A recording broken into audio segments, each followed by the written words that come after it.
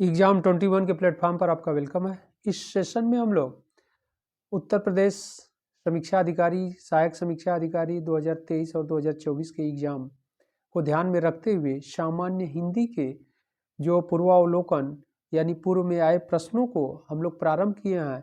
इस कड़ी को आगे हम लोग बढ़ाते हैं और यह जो टॉपिक है अनेक शब्दों के एक शब्द, ओके, यानी वाक्यांश के लिए एक शब्द भी कहा जाता है। तो यह बहुत इम्पॉर्टेंट है। उत्तर प्रदेश आरओ एआरओ के एग्जाम को ध्यान में रखते हुए यह टॉपिक बहुत इम्पॉर्टेंट है। इस टॉपिक से पूरे 10 प्रश्न आपसे पूछे जाते हैं। तो आइए इस सेशन को हम लोग आगे बढ़ाते हैं।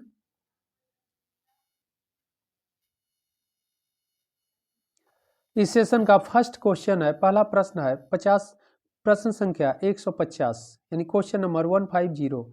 इसके पहले के हम लोग प्रश्न देख लिए हैं। आप लोग उन प्रश्नों को अवश्य देखिएगा। आगे हम लोग बढ़ते हैं। इस सेशन का पहला प्रश्न, प्रश्न संख्या 150, युगों से चले आने वाले के लिए एक शब्द। ऑप्शन ए है अर्वाचीन, ऑप्शन बी युगांतर, ऑप्शन सी युगांत, ऑप्शन सी डी सनातन। इसका सही आंसर होगा डी सनातन। युगों से चले आने वाले के लिए जिस शब्द का प्रयोग किया जाता है उसे सनातन कहते हैं।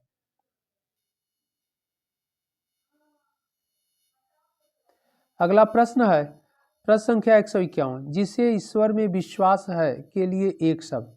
ऑप्शन ए है ईश्वरी, ऑप्शन बी भक्त, option C Astik and option D है पुजारी। इसका सही आंसर होगा आस्तिक। ओके, ईश्वर में जो विश्वास करते हैं उन्हें आस्तिक कहते हैं, और ईश्वर में जो लोग विश्वास नहीं करते हैं या ईश्वर में जिनका विश्वास नहीं होता है उसे नास्तिक कहते हैं। ओके, तो यहाँ पर है जिसे ईश्वर में विश्वास हो, तो इस वाक्य के लिए, वाक्यांश के लिए एक शब्द आस्तिक कहते हैं।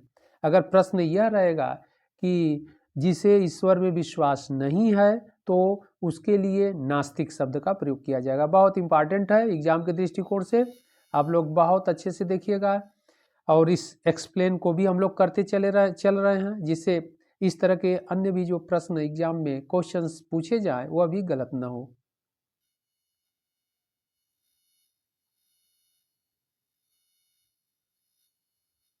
अगला प्रश्न है, जो व्याकरण अच्छी तरह जानता है के लिए एक शब्द है। ऑप्शन ए है व्याकरण, ऑप्शन बी व्याकरणक, ऑप्शन सी व्याकरणिक एंड ऑप्शन डी व्याकरणी।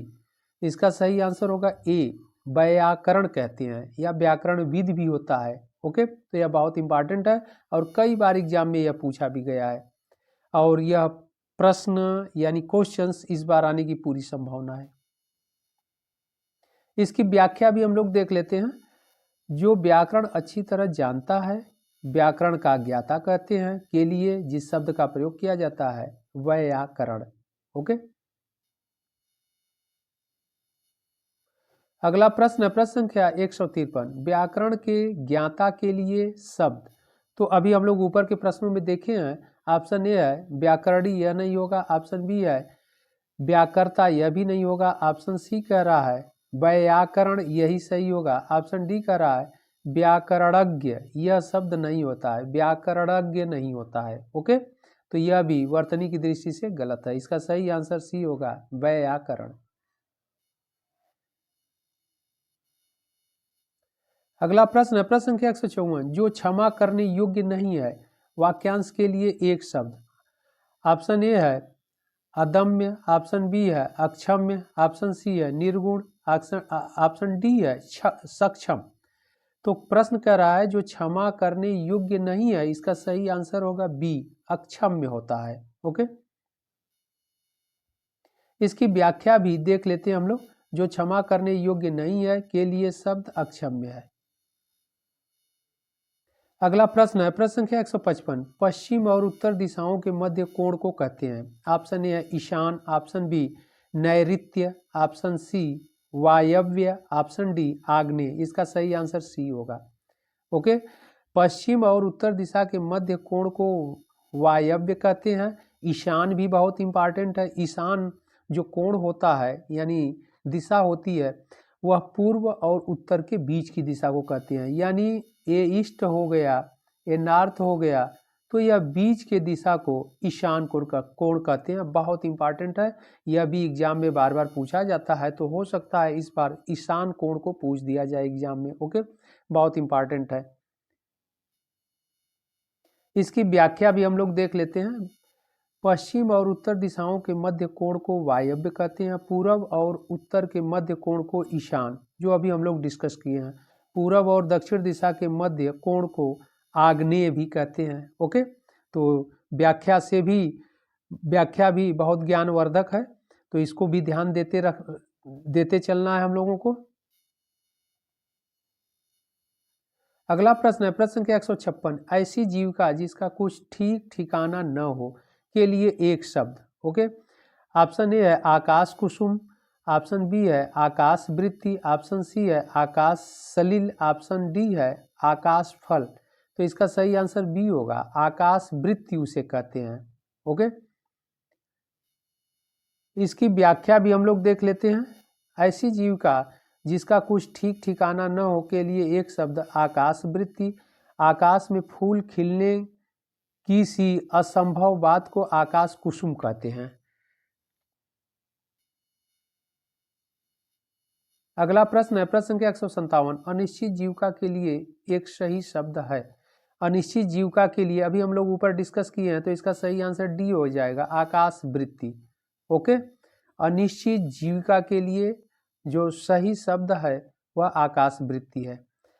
आंशिक सेवा यह नहीं होगा। आंशिक सेवा मतलब कुछ समय के लिए या कुछ दिन के लिए, और अस्थायी सेवा एडहाक सेवा कहते हैं। अस्थायी सेवा जो मिली है तो उसे तदर्थ या एडहाक सेवा कहते हैं। अर्ध रोजगार मतलब कि पूरी तरह से पूर्ण रोजगार न हो, इसका सेंस यही होगा। इसका एक्सप्लेन भी हम लोग देख लेते हैं, व्याख्या। अनिश्चित जीविका के लिए एक शब्द आकाश वृत्ति। थोड़े अंश में की गई सेवा आंशिक सेवा, थोड़े समय के लिए की गई सेवा अस्थायी सेवा कहलाती है। ओके, अस्थायी या एडहाक मतलब कुछ समय के लिए, जब तक आवश्यकता जरूरत है। आधा रोजगार को अर्ध रोजगार कहते हैं। अगला प्रश्न है, प्रश्न संख्या 158। जिस पर हमला न किया गया हो वाक्यांश के लिए एक शब्द है। ऑप्शन ए आक्रांता, ऑप्शन बी आक्रामक, option C Ayodhya, option D अनाक्रांत। इसका सही आंसर होगा अनाक्रांत। ओके, जिस पर हमला न किया गया हो उसे अनाक्रांत कहते हैं। इसकी व्याख्या भी हम लोग देख लेते हैं। जिस पर हमला न किया गया हो अनाक्रांत कहते हैं। जो हमला या आक्रमण करता हो उसे आक्रांता कहते हैं। अगला प्रश्न है, प्रश्न संख्या 159। जिस पर आक्रमण हो के लिए उपयुक्त शब्द है। ऑप्शन ए है आक्रांता, ऑप्शन बी अजेय, ऑप्शन सी आक्रांत, ऑप्शन डी है अभियुक्त। इसका सही आंसर सी होगा, अभी ऊपर के प्रश्नों में हम लोग डिस्कस किए हैं। ओके, इसकी व्याख्या फिर हम लोग देख लेते हैं। जिस पर आक्रमण हो के लिए आक्रांत शब्द उपयुक्त है। आक्रांता या आक्रामक आक्रमण करने वाला कहलाता है। जिसे जीता न जा सके अजेय कहते हैं। जिस पर मुकदमा चलाया गया हो उसे अभियुक्त कहते हैं। अगला प्रश्न है, प्रश्न संख्या 160। जो बहुत मंद गति से कार्य करता हो उसके लिए एक शब्द है, उसे मंथर कहते हैं। जो मंद गति से कार्य करे, धीमी गति से, उसे मंथर कहते हैं। ओके, बी कह रहा है दीर्घ सूत्री, यह नहीं होगा। ऑप्शन सी कह रहा है सत्वर, यह नहीं होगा। ऑप्शन डी कह रहा है मंदाक्रांत, यह भी नहीं होगा। इसकी व्याख्या भी हम लोग देख लेते हैं। जो बहुत मंद गति से कार्य करता है उसे मंथर कहते हैं। हर काम में बहुत देर लगाने वाला दीर्घ सूत्री तथा शीघ्र को सत्वर कहते हैं। 17 अक्षरों के वर्ण वृंत का नाम मंदाक्रांत कहलाता है। ओके, अगला प्रश्न है, प्रश्न संख्या 161। उचित अनुचित का ज्ञान रखने वाला वाक्यांश के लिए सही शब्द है। ऑप्शन ए विवेकी, ऑप्शन बी ज्ञानी, ऑप्शन सी चतुर, ऑप्शन डी दूरदर्शी। इसका सही आंसर ये होगा विवेकी। प्रश्न संख्या 162, जो अपने कर्तव्य का निश्चय न कर सके, इस वाक्य को एक शब्द में कह सकते हैं। ऑप्शन ए द्वंद्वग्रस्त, ऑप्शन बी भ्रमित, ऑप्शन सी किन कर्तव्य विमूढ़, ऑप्शन डी द्विविधाग्रस्त। द्विविधाग्रस्त इसका सही आंसर सी होगा। उसे जो अपने कर्तव्य का निश्चय न कर सके उसे किन कर्तव्य विमूढ़ कहते हैं। और बहुत इंपॉर्टेंट है, कई बार एग्जाम में यह पूछा भी गया है। इसकी व्याख्या भी देख लेते हैं हम लोग। जो अपने कर्तव्य का निश्चय न कर सके अर्थात जिसे अपने कर्तव्य का ज्ञान न हो उसे किन कर्तव्य विमूढ़ कहते हैं। जो द्वंद्व में हो उसे द्वंद्वग्रस्त तथा जो भ्रम में हो उसे भ्रमित कहते हैं। जो द्विविधा में हो उसे द्विविधाग्रस्त कहते हैं। ओके, जो दुविधा में हो उसे द्विविधाग्रस्त कहते हैं। अगला प्रश्न, प्रश्न संख्या 163, ऐसा कवि जो तत्काल रचना करता हो उसके लिए एक सही शब्द होगा। ऑप्शन ए कविराज, ऑप्शन बी आशु कवि, ऑप्शन सी महाकवि, ऑप्शन डी कवीश। इसका सही आंसर बी होगा। उसे आशु कवि कहते हैं जो तत्काल रचना करता है। इसकी व्याख्या भी हम लोग देख लेते हैं। व्याख्या कह रहा है, ऐसा कवि जो तत्काल रचना करता हो उसके लिए एक शब्द आशु कवि। कवियों में श्रेष्ठ को कविराज कहते हैं, उपाधि दी जाती है। कवियों में महान के लिए महाकवि कहते हैं। कवियों का ईश कवीश कहा जाता है। प्रश्न संख्या 164, अव्यक्त शब्द के लिए उपयुक्त एक वाक्य है जिसे कहा न जा सके। अव्यक्त शब्द के लिए प्रयुक्त एक वाक्य है जिसे कहा न जा सके, जिसे व्यक्त न किया जा सके, जिसे कहा जा सके, जिसे व्यक्त किया जा सके। इसका सही आंसर होगा बी, जिसे व्यक्त न किया जा सके उसे अव्यक्त कहते हैं। उसके लिए अव्यक्त शब्द का प्रयोग किया जाता है। इसकी व्याख्या भी हम लोग देख लेते हैं। अव्यक्त शब्द के लिए एक वाक्य शब्द द्वारा जो व्यक्त न हो सके। ओके, जो बोला नहीं जा सकता मूक उसे कहते हैं। जो वचन या वाणी द्वारा कहा जा सके उसे कथनीय कहते हैं। जिसके बारे में कुछ न कहा जा सके उसके लिए अकथनीय कहते हैं। जिसके बारे में कुछ नहीं कहा जा सके उसे अकथनीय कहते हैं। ओके,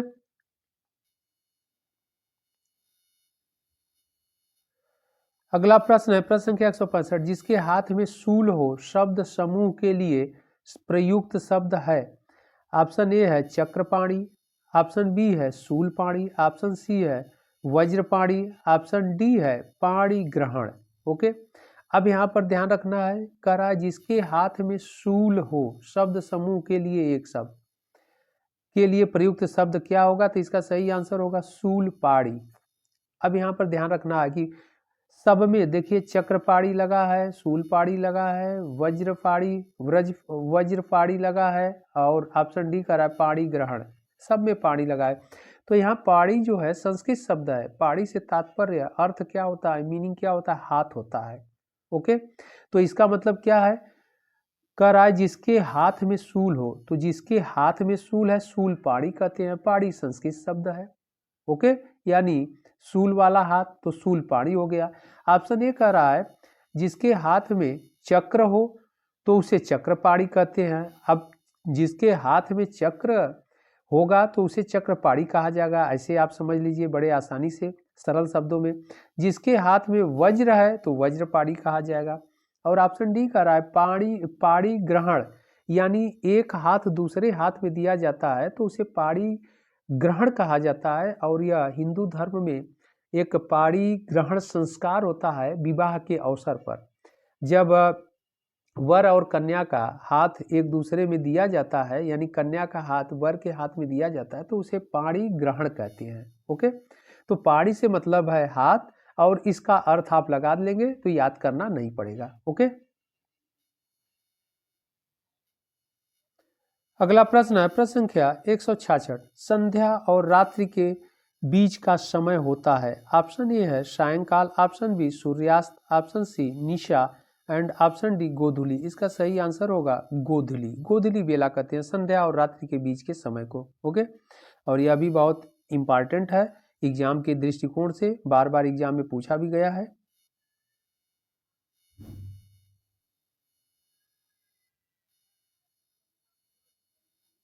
अगला प्रश्न है प्रश्न संख्या 167, जो सब कुछ जानता है के लिए उपयुक्त शब्द है।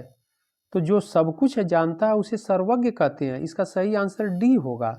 ओके, कह रहा है प्रश्न कर रहा है जो सब कुछ जानता है के लिए उपयुक्त शब्द है। ऑप्शन ए है त्रिकालज्ञ, ये नहीं होगा। ऑप्शन बी है बहुज्ञ, यह भी नहीं होगा। ऑप्शन सी है ज्ञानी, यह भी नहीं होगा। ऑप्शन डी है सर्वज्ञ, तो सर्वज्ञ इसका सही आंसर होगा। इसकी व्याख्या भी हम लोग देख लेते हैं। जो सब कुछ जानता है सर्वज्ञ कहते हैं। भूत वर्तमान तथा भविष्य तीनों कालों को जानने वाला त्रिकालज्ञ कहते हैं। जो तीनों कालों को जानता है उसे त्रिकालज्ञ कहते हैं। यह भी इंपॉर्टेंट है, कई बार एग्जाम में पूछा गया है। आगे कह रहा है जिसने ज्ञान प्राप्त किया हो ज्ञानी कहा जाता है। ओके,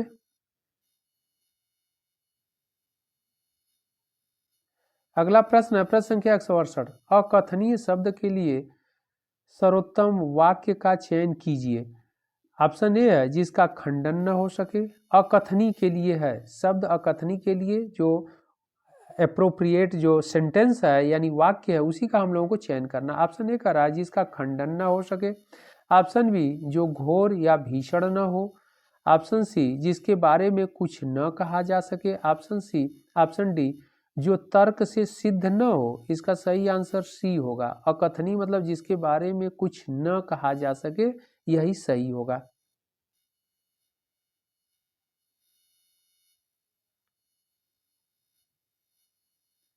अगला प्रश्न है प्रश्न संख्या क्वेश्चन नंबर 169 169, बिना पलक गिराए हुए वाक्य के लिए एक शब्द का चयन कीजिए। ऑप्शन ए है अनिमेष, ऑप्शन बी अच्युत, ऑप्शन सी अतिस्वन, ऑप्शन डी अदृष्ट। इसका सही आंसर होगा ए अनिमेष। ओके, बहुत इंपॉर्टेंट है। अगला प्रश्न प्रश्न संख्या 170, बिना पलक झपकाए वाक्य के लिए एक शब्द। अभी हम लोग ऊपर के प्रश्नों में डिस्कस किए हैं। ऑप्शन ए है अमोघ, ऑप्शन बी अनिकेत, ऑप्शन सी अच्युत, ऑप्शन डी अनिमेष। इसका सही आंसर होगा डी अनिमेष कहते हैं। एक बार इसकी व्याख्या भी हम लोग देख लेते हैं। बिना पलक झपकाए वाक्यांश के लिए एक शब्द अनिमेष है। निष्फल न होने वाले के लिए एक शब्द अमोघ है। जो अपने स्थान से अलग न किया जा सके के लिए एक शब्द अच्युत है। ओके, जो अपने स्थान से अलग न किया जा सके उसे अच्युत कहते हैं। जिसके पास घर न हो के लिए एक शब्द अनिकेत, जिसके पास अपना घर न हो उसे अनिकेत कहते हैं। अगला प्रश्न है प्रश्न संख्या 171, जिस पर किसी का आतंक छाया हो के लिए एक शब्द है। ऑप्शन ए है आतंकवाद, ऑप्शन बी आतंकवादी, ऑप्शन सी आतंकित, ऑप्शन डी आत्मघाती। इसका सही आंसर होगा सी आतंकित।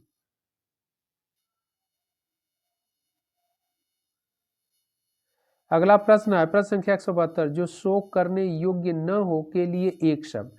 ऑप्शन ए है अशोक, ऑप्शन बी अशोच, ऑप्शन सी असमर्थ, ऑप्शन डी अशौच। इसका सही आंसर होगा बी अशोच्य। अगला प्रश्न है प्रश्न संख्या 173, जिसे ऊपर कहा गया हो के लिए एक शब्द। ऑप्शन ए उच्चतम, ऑप्शन बी कथित, ऑप्शन सी उपर्युक्त, ऑप्शन डी उपत्यका। ओके, इसका सही आंसर होगा सी उपर्युक्त होता है।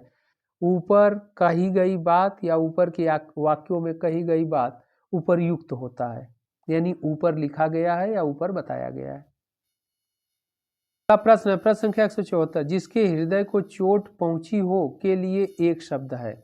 ऑप्शन ए घायल, ऑप्शन बी मनमोहक, ऑप्शन सी मृत्युंजय, ऑप्शन डी मर्माहत। इसका सही आंसर होगा डी मर्माहत कहते हैं। जिसके हृदय को चोट पहुंची हो मर्माहत कहते हैं। इसकी व्याख्या भी हम लोग देख लेते हैं। जिसके हृदय को चोट पहुंची हो के लिए एक शब्द मर्माहत है। मन को मोह लेने वाले के लिए एक शब्द मनमोहक है। जिसने मृत्यु को जीत लिया हो के लिए एक शब्द मृत्युंजय है। मृत्युंजय जो मृत्यु को जीत लिया, यह भी बहुत इंपॉर्टेंट है। मृत्युंजय शब्द बार बार एग्जाम में पूछा जाता है।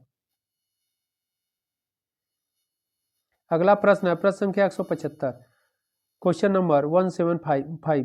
वह धन जो आधिकारिक रूप से राज्य को मिलता हो के लिए एक शब्द है। ऑप्शन ए अनुदान, ऑप्शन बी राजस्व, ऑप्शन सी रिक्त, ऑप्शन डी तकावी। इसका सही आंसर होगा बी राजस्व। ओके।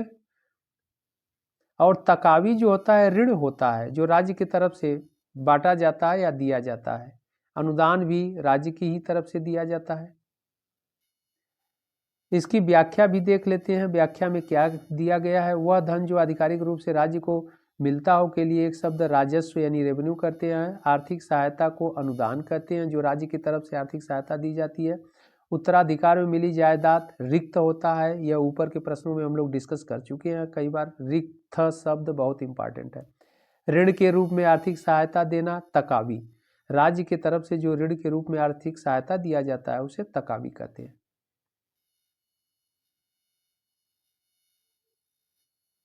अगला प्रश्न है प्रश्न संख्या 176, जिसकी माप तोल हो सके के लिए एक शब्द है।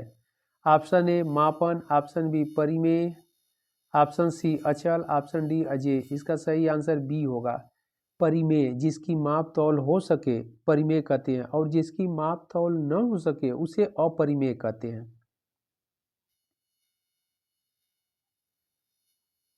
अगला प्रश्न है प्रश्न संख्या 177, घुटने तक बांह वाला के लिए एक शब्द। ऑप्शन ए है अप्रत्याशित, ऑप्शन बी लंबोदर, ऑप्शन सी जो है आजानुबाहु, ऑप्शन डी आद्यांत। इसका सही आंसर सी होगा आजानुबाहु होगा। बहुत इंपॉर्टेंट है, यह भी एग्जाम में आया है कई बार।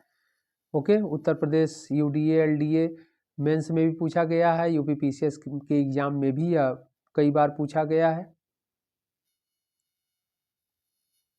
अगला प्रश्न है प्रश्न संख्या 178, जिसकी बाहें अधिक लंबी हो वाक्यांश के लिए एक शब्द।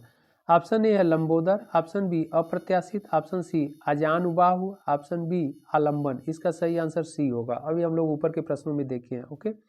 और जो लंबोदर है यह भी इंपॉर्टेंट टर्मोलॉजी है या शब्द है। यह भी एग्जाम में पूछ दिया जाता है। लंबोदर यानी जिसका पेट उदर निकला हो या लंबा हो बाहर की ओर। ओके। जैसे लंबोदर शब्द से तात्पर्य गणेश जी को भी संबोधित किया जाता है। मतलब जिसका उदर या पेट निकला हो या बाहर हो या बड़ा हो।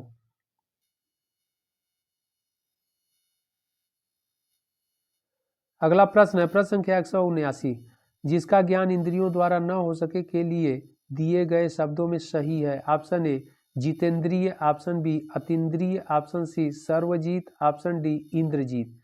इसका सही आंसर होगा बी अतीन्द्रिय। ओके।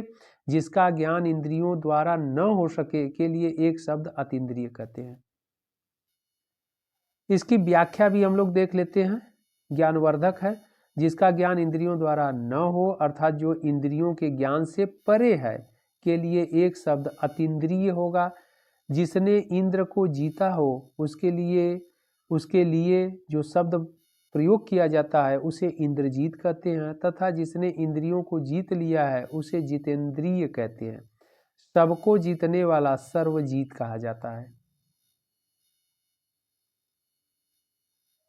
प्रश्न संख्या 180, जिसका अनुभव इंद्रियों द्वारा न हो सके इस वाक्यांश के लिए एक शब्द। ऑप्शन ए है जितेंद्र, ऑप्शन बी अतीन्द्रिय, ऑप्शन सी ऐन्द्रिक एंड ऑप्शन डी इनमें से कोई नहीं। इसका सही आंसर बी होगा अतीन्द्रिय। यानी जिसका अनुभव इंद्रियों द्वारा न हो सके यानी इंद्रियों से परे हो उसे अतीन्द्रिय कहते हैं। बहुत इंपॉर्टेंट यह टर्मोलॉजी है। अगला प्रश्न है प्रश्न संख्या 181, जो इंद्रियों के ज्ञान के परे है वाक्यांश के लिए एक शब्द। ऑप्शन ए है जितेंद्रिय, ऑप्शन बी अतीन्द्रिय, ऑप्शन सी अतीन्द्रिय, ऑप्शन डी अविइंद्रिय। इसका सही आंसर सी होगा अतीन्द्रिय। ओके। अगला प्रश्न है प्रश्न संख्या 182, इंद्रियों को जीत लिया हो जिसने के लिए एक शब्द। ऑप्शन ए है इंद्रियाधिपति, ऑप्शन बी जितेंद्रिय, ऑप्शन सी जितेंद्रिय, ऑप्शन डी इंद्र। इसका सही आंसर होगा जितेंद्रिय। ओके। और सी इसलिए नहीं सही होगा कि यह वर्तनीय रूप से शुद्ध नहीं है। तो इसका सही आंसर बी होगा, जितेंद्रिय।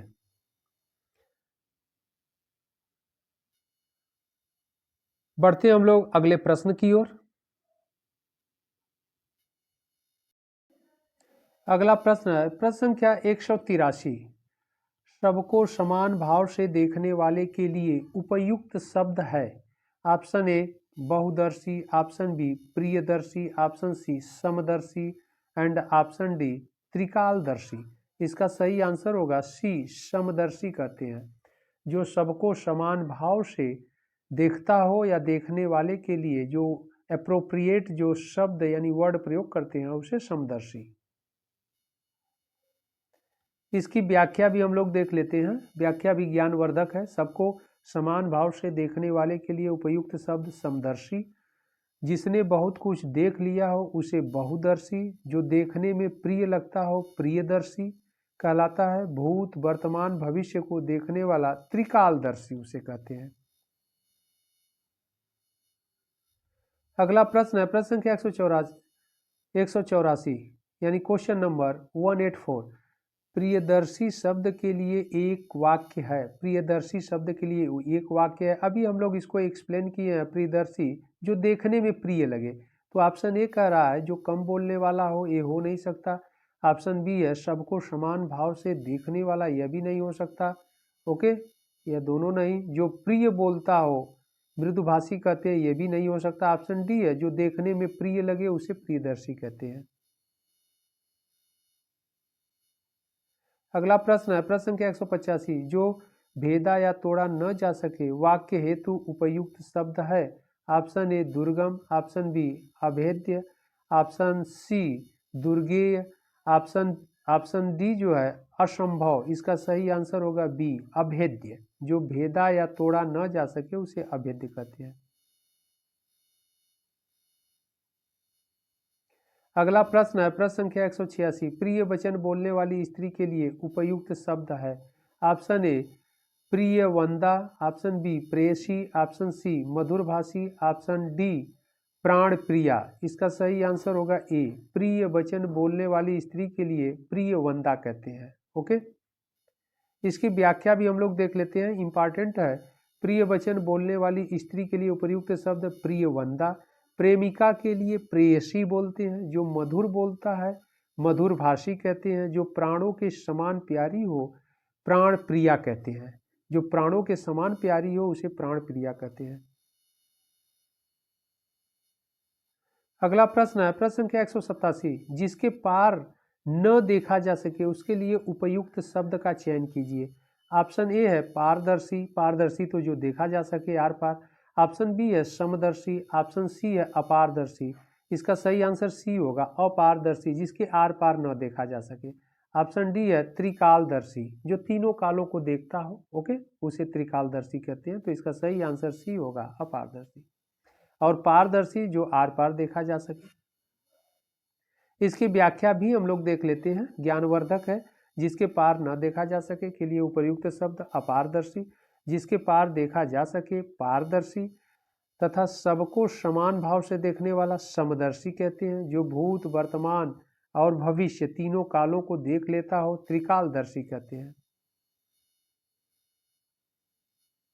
अगला प्रश्न है प्रश्न संख्या 188। पारदर्शी शब्द के लिए उचित वाक्य है।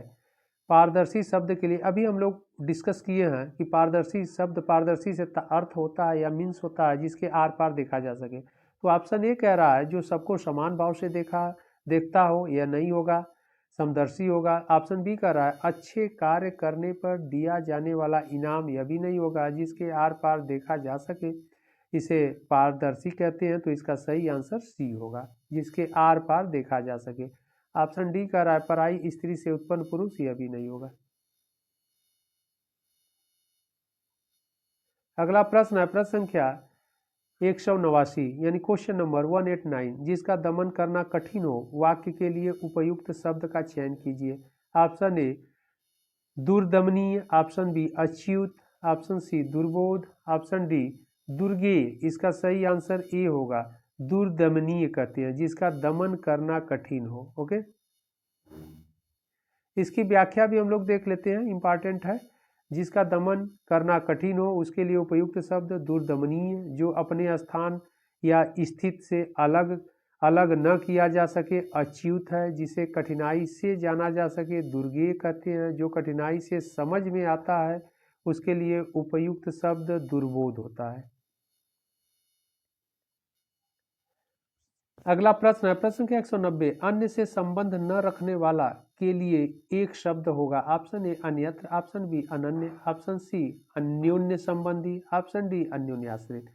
इसका सही आंसर सी होगा, अन्योन्य संबंधी होता है। ओके, इसकी व्याख्या भी हम लोग देख लेते हैं। अन्य से संबंध रखने वाला अन्योन्य संबंधी कहलाता है। किसी और स्थान पर के लिए एक शब्द अन्यत्र, किसी और स्थान पर के लिए जिस शब्द का प्रयोग किया जाए उसे अन्यत्र कहते हैं। जिस जैसा कोई अन्य न हो अनन्य कहते हैं, मतलब जिसके समान कोई अन्य न हो उसे अनन्य कहते हैं। एक दूसरे पर आश्रित होना अन्योन्य आश्रित बोलते हैं। तो अन्योन्य आश्रित भी बहुत इंपॉर्टेंट टर्मिनोलॉजी है, एग्जाम में पूछा गया है। इस बार हो सकता है कि इंपॉर्टेंट या पूछा जा सके वाक्यांश के लिए एक शब्द अन्योन्य आश्रित शब्द, जो एक दूसरे पर आश्रित होना उसे अन्योन्य आश्रित कहते हैं।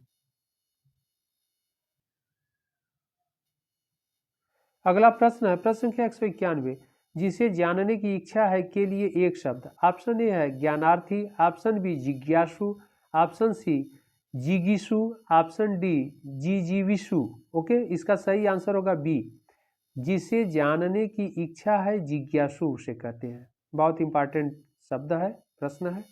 इसकी व्याख्या भी हम लोग देख लेते हैं। ज्ञानवर्धक है, जिसे जानने की इच्छा है के लिए एक शब्द जिज्ञासु, ज्ञान को अर्जन करने की इच्छा वाला ज्ञानार्थी तथा किसी पर विजय पाने की इच्छा रखने वाला जिगीसु कहलाता है।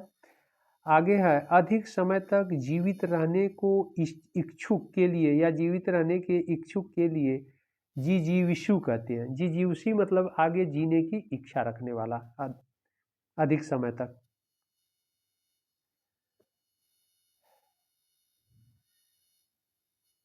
अगला प्रश्न है, प्रश्न संख्या 192, जानने की इच्छा रखने वाला अभी हम लोग डिस्कस किए हैं। तो ऑप्शन ए है जिजीविषा, ऑप्शन बी है जिज्ञासु, ऑप्शन सी है जिज्ञासा, ऑप्शन डी है ज्ञातज्ञ। इसका सही आंसर बी होगा, जिज्ञासु कहते हैं। और कई बार एग्जाम में यह पूछा भी गया है, एग्जाम के लिए इंपॉर्टेंट है। अगला प्रश्न है, प्रश्न संख्या 193, जिजीविषा शब्द हेतु उपयुक्त वाक्य का चयन कीजिए। ऑप्शन ए है जानने की इच्छा रखने वाला, ऑप्शन बी है जानने की इच्छा, ऑप्शन सी है जीने की इच्छा, ऑप्शन डी है जीतने की इच्छा। अभी हम लोग एक्सप्लेन ऊपर किए हैं, इसका सही आंसर सी होगा, जीने की इच्छा रखने वाले के लिए जिजीविषा शब्द का प्रयोग किया जाता है। अगला प्रश्न, प्रश्न संख्या 194, दूसरे के दोष खोजने वाले के लिए एक शब्द। ऑप्शन ए है अनुसंधानकर्ता, ऑप्शन बी छिद्रान्वेषी, ऑप्शन सी आलोचक, ऑप्शन डी शत्रु। इसका सही आंसर होगा बी, छिद्रान्वेषी कहते हैं। जो दूसरों में दोष खोजता है या दूसरों का मीक में निकालता है उसे छिद्रान्वेषी कहते हैं। अनुसंधानकर्ता जो शोध करता हो, अनुसंधान करने वाले को अनुसंधानकर्ता बोलते हैं। आलोचना करना, आलोचक जो दूसरे की आलोचना करता है। शत्रु तो आप लोग जानते हैं। अगला प्रश्न, प्रश्न संख्या 195, क्वेश्चन नंबर 195, जो ढका न हो के लिए एक शब्द। ऑप्शन ए है अनावृत, ऑप्शन बी है अनावर्त, ऑप्शन सी है अनावृत्ति एंड ऑप्शन डी है अनाविष्टि। इसका सही आंसर ए होगा, अनावृत्त कहते हैं। अगला प्रश्न है, प्रश्न संख्या 196, कही हुई बात को बार बार कहना के लिए एक शब्द। यानी कही हुई बात को बार बार कहना के लिए एक शब्द। ऑप्शन ए है कथित, ऑप्शन बी है कहावत, ऑप्शन सी है कटुभाषी एंड ऑप्शन डी है पुनरुक्ति। इसका सही आंसर होगा डी, पुनरुक्ति उसे कहते हैं। अगला प्रश्न, प्रश्न संख्या 197, जो आसानी से प्राप्त किया जा सके उसके लिए एक शब्द। ऑप्शन ए है सर्वज्ञ, ऑप्शन बी है सुलभ, ऑप्शन सी है सर्वजीत, ऑप्शन डी है सुखद। इसका सही आंसर बी होगा, सुलभ। जो आसानी से प्राप्त किया जा सके उसे सुलभ कहते हैं। अगला प्रश्न है प्रश्न संख्या 198, समान रूप से ठंडा और गर्म के लिए एक शब्द है। ऑप्शन ए समशीतोष्ण, ऑप्शन बी है समदर्शी, ऑप्शन सी है समकालीन एंड ऑप्शन डी है शीतोष्ण। इसका सही आंसर ये होगा समशीतोष्ण, जो समान रूप से ठंडा और गर्म है। अगला प्रश्न प्रश्न संख्या 199, अनुत्तरित शब्द के लिए कौन सा वाक्य सही है। अनुत्तरित शब्द के लिए ऑप्शन ए है जिसका उत्तर दिया गया हो, ऑप्शन बी है जिसका उत्तर न दिया गया हो, ऑप्शन सी है जिसके अंदर अर्थ भरा हो, ऑप्शन डी है जो आलोचना के योग्य है। इसका सही आंसर बी होगा, जिसका उत्तर न दिया गया हो उसे अनुत्तरित कहते हैं। ओके,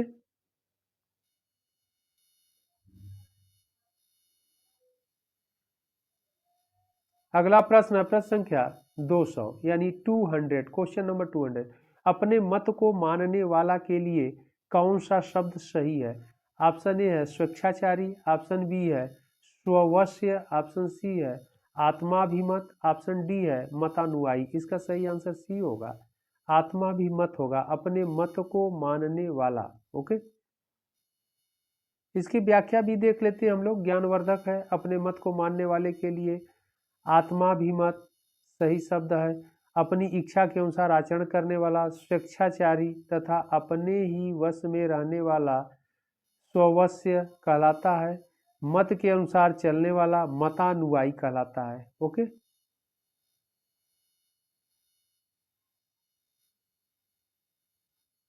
अगला प्रश्न है जो कहा न गया हो के लिए उपयुक्त शब्द है।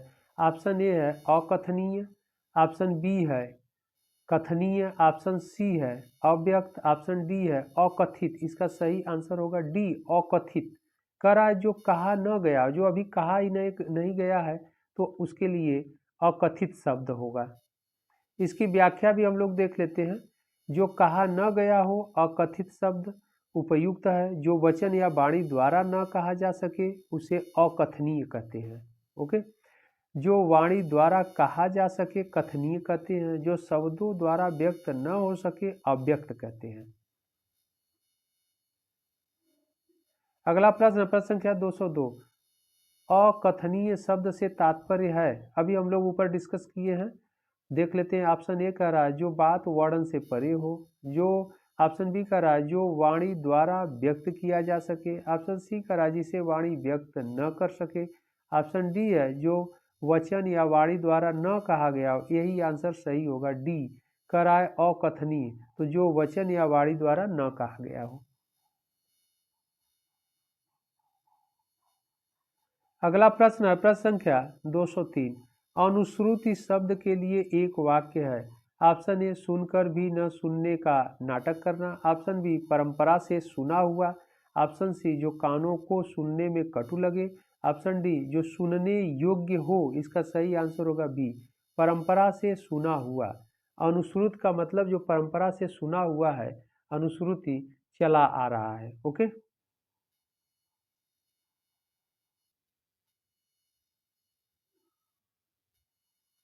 अगला प्रश्न है प्रश्न संख्या 204, परंपरा से चली आ रही बात के लिए प्रयुक्त होने वाला शब्द। ऑप्शन ए है प्रतिश्रुति, ऑप्शन बी है ब्याज स्तुति, ऑप्शन सी है अनुलोम, ऑप्शन डी है अनुश्रुति। इसका सही आंसर होगा डी अनुश्रुति। परंपरा से चली आ रही बात को अनुश्रुति कहते हैं।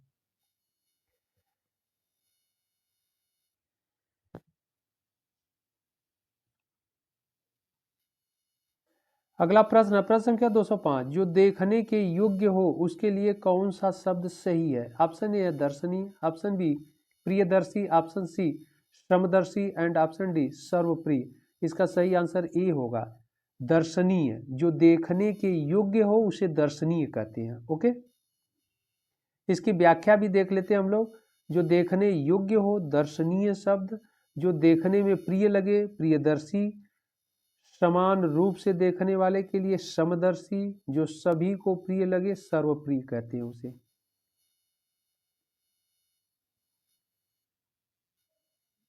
अगला प्रश्न प्रश्न संख्या 206, जो पृथ्वी से संबद्ध हो वाक्यांश के लिए एक शब्द। ऑप्शन ए है पृथा, ऑप्शन बी है लौकिक, ऑप्शन सी है भूगोलीय, ऑप्शन डी है पार्थिव। इसका सही आंसर होगा डी, पार्थिव कहते हैं जो पृथ्वी से संबद्ध हो। इसकी व्याख्या भी हम लोग देख लेते हैं। जो पृथ्वी से संबद्ध वाक्यांश के लिए एक शब्द पार्थिव, ईशलोक यानी संसार से संबद्ध रखने वाले के लिए इहलौकिक कहते हैं। अगला प्रश्न है प्रश्न संख्या 207, पृथ्वी से संबद्ध वाक्य के लिए उपयुक्त शब्द है। अभी हम लोग डिस्कस किए, इसका सही आंसर पार्थिव होगा। ओके, इसकी व्याख्या भी देख लेते हैं कुछ शब्दों का। पृथ्वी से संबद्ध वाक्य के लिए पार्थिव, जो भू को धारण करे उसे भूधर कहते हैं, जो स्वयं से उत्पन्न हो स्वयंभू कहते हैं, भूमि से जन्म लेने वाले को भूमिज कहते हैं। अगला प्रश्न है प्रश्न संख्या 208, भूधर शब्द के लिए एक वाक्य है। ऑप्शन ए है भूगर्भ विज्ञान का जानकार, ऑप्शन बी है भूमि से उत्पन्न होने वाला, ऑप्शन सी है जो भू को धारण करे। ओके, इसका सही आंसर सी होगा। भूधर का मतलब जो भू को धारण करे यानी पृथ्वी को धारण करे। ऑप्शन डी कह रहा है भू यानी पृथ्वी से संबद्ध, यह अभी नहीं होगा। इसका सही आंसर सी होगा।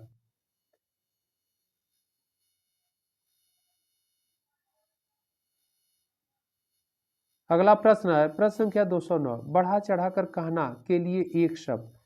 ऑप्शन ए है अतिवादी, ऑप्शन बी है अतिशय, ऑप्शन सी है अत्यंत, ऑप्शन डी है अतिशयोक्ति। इसका सही आंसर डी होगा, अतिशयोक्ति कहते हैं उसे।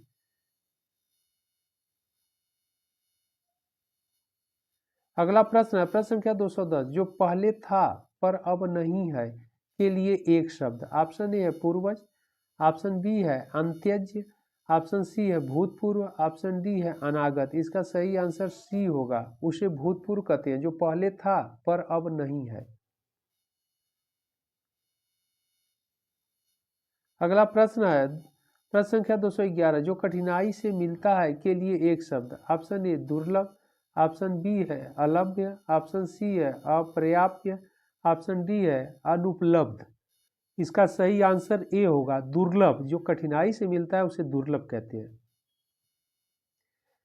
इसकी व्याख्या भी हम लोग देख लेते हैं। जो कठिनाई से मिलता है के लिए एक शब्द दुर्लभ, जिससे लाभ न प्राप्त हो अलभ्य कहते हैं, जिसे प्राप्त न किया जा सके अपर्याप्य कहलाता है, जो उपलब्ध न हो उसे अनुपलब्ध कहा जाता है।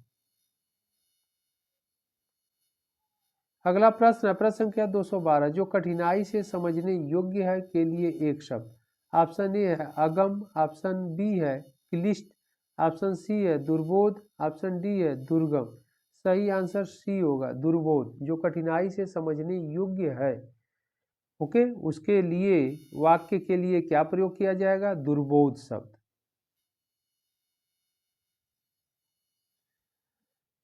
इसकी व्याख्या भी देख लेते हैं हम लोग। जो कठिनाई से समझने योग्य हो के लिए एक शब्द दुर्बोध, जो कठिन हो उसे क्लिष्ट कहते हैं, जिस रास्ते पर जाना कठिन हो के लिए दुर्गम कहते हैं।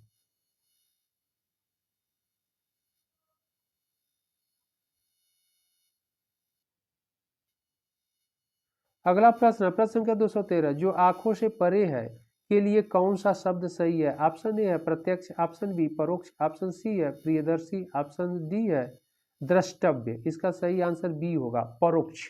जो आंखों से परे हो उसे परोक्ष कहते हैं। प्रत्यक्ष जो आंखों के सामने हो, जो आंखों से दिखाई दे। इसकी व्याख्या भी हम लोग देख लेते हैं। जो आंखों से परे हो के लिए परोक्ष या अप्रत्यक्ष भी कहते हैं, यानी इनडायरेक्ट। जो आंखों के सामने है उसे प्रत्यक्ष, तथा जो देखने में प्रिय लगे उसे प्रियदर्शी कहते हैं। जो देखने योग्य हो उसे द्रष्टव्य कहते हैं। अगला प्रश्न है प्रश्न संख्या 214, जो आंखों के आगे उपस्थित हो शब्द समूह के लिए सही शब्द का चयन कीजिए। ऑप्शन ए है प्रत्यक्ष, ऑप्शन बी परोक्ष, ऑप्शन सी अपारदर्शी, ऑप्शन डी है प्रियदर्शी। तो इसका सही आंसर ये होगा प्रत्यक्ष। कह रहा है आंखों के आगे उपस्थित हो, यानी आंखों के द्वारा दिखाई देता हो तो वह प्रत्यक्ष हुआ, और अगर आंखों से दिखाई नहीं दिया देगा तो वह परोक्ष हुआ, यानी अप्रत्यक्ष हुआ। ओके, और अपारदर्शी जो आर पार न जिसके देखा जा सके। अगला प्रश्न प्रश्न संख्या 215, अथाह शब्द के लिए एक वाक्य। ऑप्शन ए कह रहा है जिसकी गहराई नापी जा सके, नहीं, जिसकी गहराई नापी जा सके उसके लिए था शब्द का प्रयोग किया जाता है। ओके, और अथाह कह रहा है जिसकी गहराई न नापी जा सके, इस सेंस में होगा, अर्थ ये दे रहा है। तो ऑप्शन बी कह रहा है जिसकी गहराई न नापी जा सके, इसका सही आंसर बी होगा। ऑप्शन सी कह रहा है जिसकी कोई सीमा न हो, असीमित है। ऑप्शन डी कह रहा है जिसका अंत न हो, अनंत इसे कहते हैं। वो इसलिए इसका अथाह का सही आंसर होगा बी, जिसकी गहराई न नापी जा सके।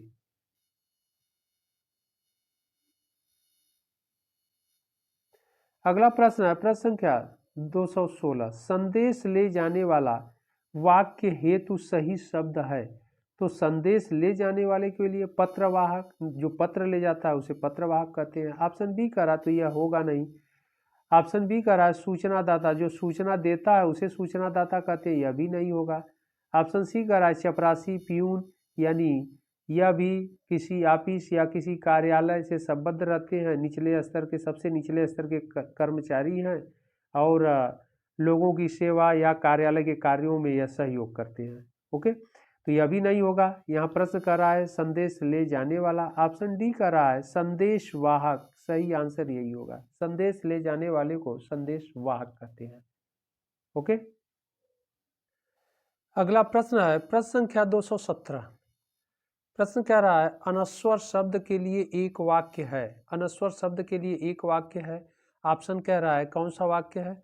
ऑप्शन ए है नष्ट होने वाला। ऑप्शन बी है ईश्वर को न मानने वाला। ऑप्शन सी है नष्ट न होने वाला। ऑप्शन डी कह रहा है जो इंद्रियों द्वारा न जाना जा सके। ओके, इसका सही आंसर सी होगा, नष्ट न होने वाला। अनस्वर का मतलब जो नष्ट न हो। ऑप्शन ए कह रहा है नष्ट होने वाला, तो ये नश्वर हो जाएगा। ओके, अब बी कह रहा है ईश्वर को न मानने वाला, तो ईश्वर को न मानने वाला क्या हो जाएगा, नास्तिक हो जाएगा, क्योंकि आस्तिक ईश्वर में विश्वास करने वाला, मानने वाला। ओके, आइए इसकी व्याख्या भी हम लोग देख लेते हैं, ज्ञानवर्धक है। नष्ट न होने वाला के लिए अनश्वर हम लोग डिस्कस कर चुके, नष्ट होने वाला नश्वर, तथा ईश्वर को न मानने वाले के लिए नास्तिक, और जो इंद्रियों द्वारा न जाना जा सके उसे अगोचर कहते हैं। ओके,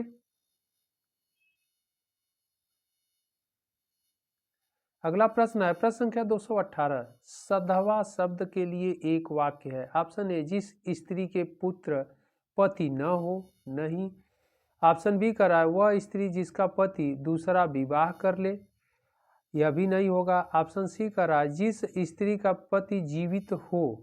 ओके, जिस स्त्री का पति जीवित हो उसे सधवा कहते हैं, और जिस स्त्री का पति जीवित न होता है उसे विधवा कहते हैं। ओके, ऑप्शन डी का रहा है वह स्त्री जिसका पति परदेश से लौट आया हो, यह भी नहीं होगा। इसका सही आंसर क्या होगा, सी होगा। सधवा से तात्पर्य है जिस स्त्री का पति जीवित हो उसे सधवा कहते हैं, और जिस स्त्री का पति जीवित न हो उसे विधवा कहते हैं। इसकी व्याख्या भी हम लोग देख लेते हैं। जिस स्त्री का पति जीवित हो, पति युक्ता स्त्री उसे कहते हैं, अथवा सधवा उसे सधवा। जिस स्त्री के पुत्र पति न हो उसे अवीरा कहते हैं, यह भी इंपॉर्टेंट शब्द है। वह स्त्री जिसका पति दूसरा विवाह कर ले उसे अध्युढ़ा कहते हैं, जबकि वह स्त्री जिसका पति परदेश से लौटा हो उसे आगत पतिका कहते हैं।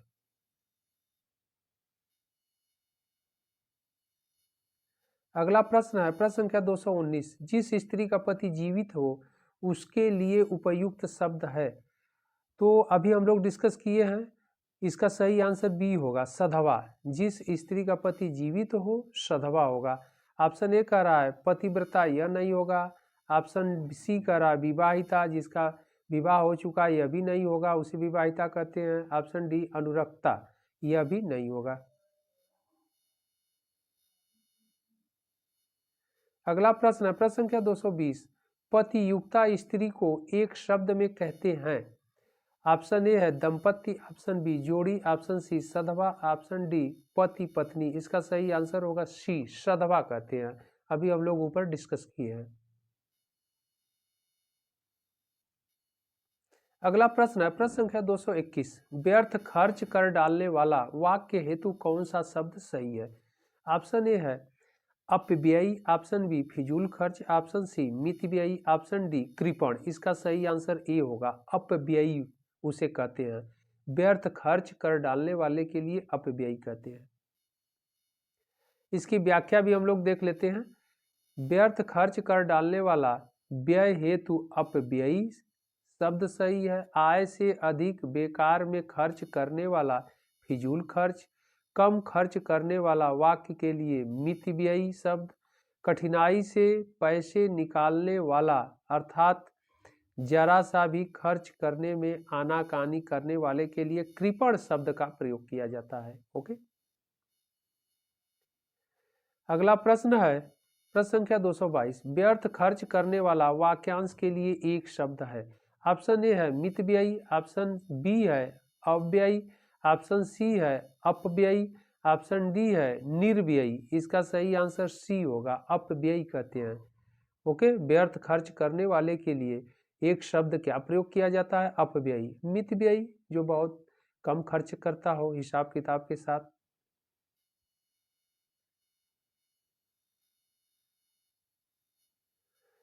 अगला प्रश्न है जो जरा सा भी खर्च करने में आनाकानी करता है। अभी हम लोग डिस्कस ऊपर किए हैं, इसका सही जो शब्द होगा वह कृपण होगा। इसके लिए कृपण शब्द का प्रयोग किया जाता है जो जरा सा भी खर्च करने में आनाकानी करता हो।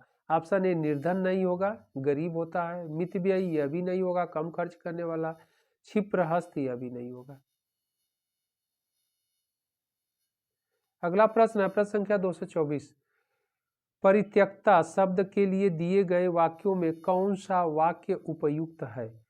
ऑप्शन ए है वह स्त्री जिसका पति मर चुका है, ऑप्शन बी है जिस स्त्री के पुत्र पति हो, ऑप्शन सी कह रहा है पति के द्वारा छोड़ दी गई स्त्री, ऑप्शन डी है वह स्त्री जो पर पुरुष से प्रेम करती हो। इसका सही आंसर सी होगा।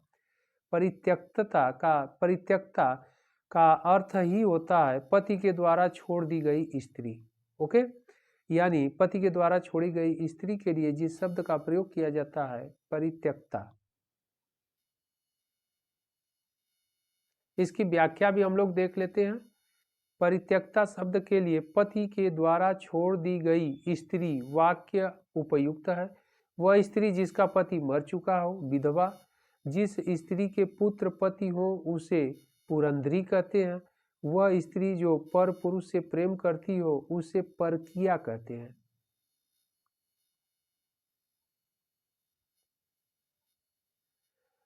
अगला प्रश्न है प्रश्न संख्या 225। गजगामिनी शब्द के लिए एक वाक्य। मृग के समान आंख वाली, नहीं यह नहीं होगा। मृग के समान आंख वाली को मृग नहीं कहते हैं। ऑप्शन बी कर रहा है हाथी की तरह चलने वाली स्त्री, यही सही होगा बी। गजगामिनी यानी हाथी की तरह चलने वाली स्त्री को गजगामिनी कहते हैं। ओके, ऑप्शन सी है मीन की तरह सुंदर आंख वाली स्त्री, यह भी नहीं होगा। ऑप्शन डी कर रहा है हंस के समान चलने वाली स्त्री, यह भी नहीं होगा। ओके, इसकी व्याख्या भी हम लोग देख लेते हैं। गजगामिनी शब्द के लिए एक वाक्य हाथी की तरह चलने वाली स्त्री है, जबकि मृग के समान आंख वाली मृग नयनी कहते हैं। मीन की तरह सुंदर आंख वाली स्त्री उसे मीनाक्षी कहते हैं। ओके, हंस के समान चलने वाली स्त्री को हंसगामिनी कहते हैं। अगला प्रश्न है प्रश्न संख्या 226। वह लड़की जिसका विवाह होने को हो के लिए कौन सा शब्द सही है? ऑप्शन ए है सधवा, यह नहीं होगा। ऑप्शन बी है बंध्या, जिसके पुत्र न हो उसको लिए बंध्या शब्द का प्रयोग किया जाता है। ऑप्शन सी है वैवाहिकी। ऑप्शन डी है विवाहिता, विवाहिता जिसका विवाह हो गया हो। इसका सही आंसर सी होगा, वैवाहिकी कहते हैं उसे, यानी वह लड़की जिसका विवाह होने को हो। यहाँ पर व्याख्या भी देख लेते हैं हम लोग। वह लड़की जिसका विवाह होने को हो के लिए वैवाहिकी शब्द सही है। जिस स्त्री को संतान पैदा न हो बंध्या, जिस स्त्री का पति जीवित हो सधवा, जिस लड़की का विवाह हो चुका हो उसे विवाहिता कहते हैं या विवाहिता शब्द का प्रयोग किया जाता है। अगला प्रश्न है प्रश्न संख्या 227। वनस्पति का आहार करने वाला वाक्य हेतु उपयुक्त शब्द है। ऑप्शन ए है फलाहारी, नहीं, जो फल इत्यादि का आहार हो, जिसका फल ही आहार हो उसे फलाहारी कहते हैं। शाकाहारी, जो शाकाहारी भोजन करे उसे शाकाहारी कहते हैं।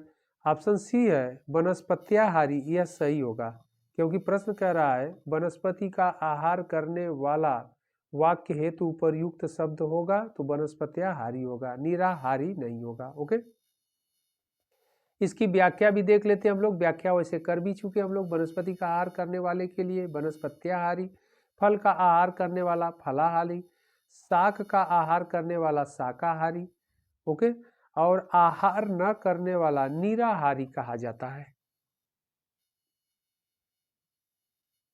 अगला प्रश्न है प्रश्न संख्या 228, जिस पर मुकदमा चलाया गया हो के लिए उपयुक्त शब्द है। ओके, तो जिस पर मुकदमा चलाया गया है उसे अभियुक्त कहते हैं, इसका सही आंसर सी होगा। ओके, अभियोगी नहीं होगा। प्रतिवादी, वादी प्रतिवादी होता है, यानी जो वाद दायर करता है न्यायालय में, मुकदमा दायर करता है उसे वादी कहते हैं, और जो प्रतिवादी होता है उसके अगेंस्ट उसे प्रतिवादी कहते हैं। और यहाँ जो अभियुक्त है वह दोषी व्यक्ति होता है। अगला प्रश्न है जिसके आने की तिथि न हो के लिए एक शब्द। तो जिसके आने की तिथि न हो, ऑप्शन ए है अतिथि, ऑप्शन बी है अनाहुत, ऑप्शन सी है आतिथ्य, ऑप्शन डी है आगंतुक। तो जिसके आने की तिथि न हो उसे अतिथि कहते हैं, इसका सही आंसर ए होगा। इसकी व्याख्या भी हम लोग देख लेते हैं। जिसके आने की तिथि न हो उसे अतिथि कहते हैं। अतिथि तथा जो इधर उधर से घूमता फिरता आ जाए उसे आगंतुक कहते हैं। अतिथि की सेवा सत्कार करने वाला आतिथ्य कहते हैं, कहलाता है। और आतिथ्य द्वारा की गई सेवा के लिए भी आतिथ्य शब्द प्रयुक्त होता है। वह जिसके यहाँ अतिथि ठहरा हो अतिथेय कहते हैं। जिसके यहाँ जो अतिथि है ठहरा है उसे अतिथेय कहते हैं। अगला प्रश्न प्रश्न संख्या 230, अतिथि की सेवा करने वाला वाक्य के लिए उपयुक्त शब्द। अभी हम लोग डिस्कस किए हैं ऊपर, इसका सही आंसर डी होगा, अतिथेय। ओके,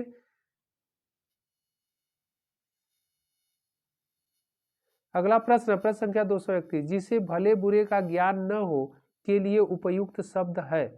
ऑप्शन ए है अविवेकी, ऑप्शन बी विवेकी, ऑप्शन सी दुर्बोध, ऑप्शन डी है दुर्गे। इसका सही आंसर ए होगा, अविवेकी होता है जिसे भले बुरे का ज्ञान न हो। इसकी व्याख्या भी हम लोग देख लेते हैं। जिसे भले बुरे का ज्ञान न हो के लिए उपयुक्त शब्द अविवेकी, जबकि जिसे भले बुरे का ज्ञान हो के लिए शब्द जो यूज किया जाता है या वाक्यांश के लिए एक शब्द विवेकी शब्द। जो जल्दी समझ में न आए के लिए दुर्बोध उपयुक्त शब्द है। जिसे सरलता से जाना न जा सके दुर्गेय कहते हैं। ओके,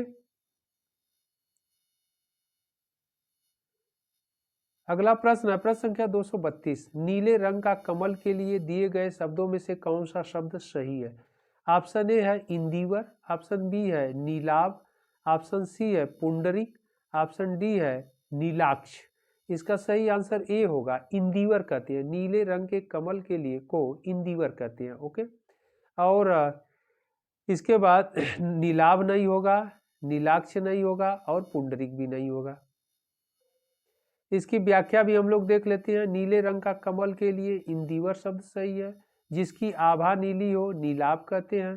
सफेद रंग के कमल को पुंडरिक कहते हैं। जिसकी आंखें नीली हो नीलाक्ष कहते हैं।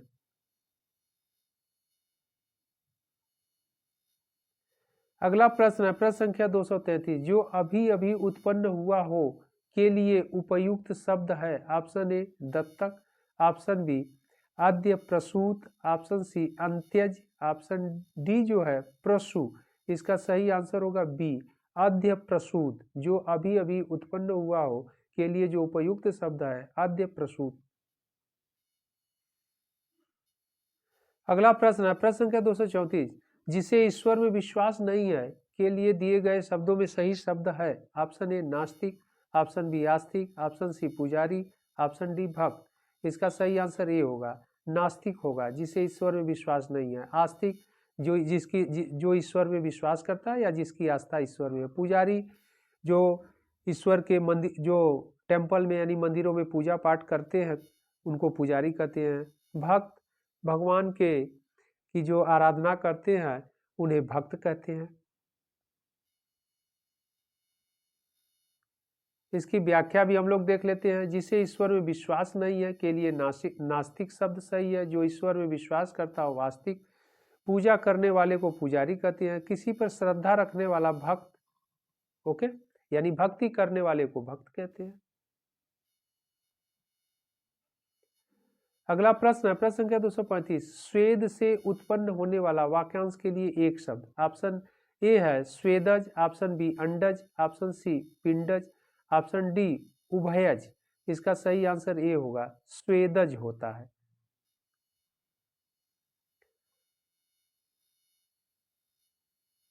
अगला प्रश्न है, प्रश्न संख्या 236। स्वेदज के लिए एक वाक्य है। ऑप्शन ए है अंडे से उत्पन्न होने वाला, ऑप्शन बी है स्वयं उत्पन्न होने वाला, ऑप्शन सी है पसीने से उत्पन्न होने वाला, ऑप्शन डी है भूमि से उत्पन्न होने वाला। इसका सही आंसर सी होगा, पसीने से उत्पन्न होने वाले को स्वेदज कहते हैं।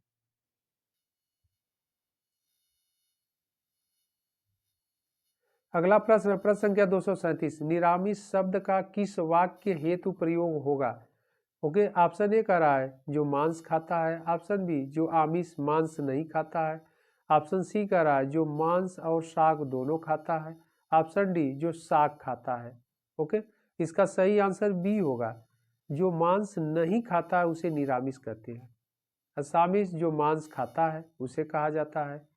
जो मांस और शाक दोनों खाता है उसे सर्वाहारी कहते हैं।